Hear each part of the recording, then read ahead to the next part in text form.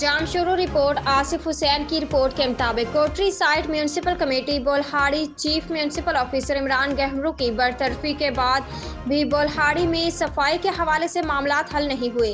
जहां सियासी समाजी सहाफ़ी बरादरी और MP मलिक असद की कोशिशों से CMO बरतरफ हो गया, लेकिन वहीं काफ़ी सवाल लोगों के जहनों में जन्म ले चुके हैं कि सिर्फ एक CMO की बरतरफी के लिए इतने जद्दोजहद किए गए, लेकिन वहीं पे बोलहाड़ी के इलाकों कचरे के ढेर अभी तक जमा है। DC जामशोरो ने अभी कचरा उठवाने के अहकामात जारी नहीं किए, पर सफाई के मामलात पर एक खामोशी छा गई है।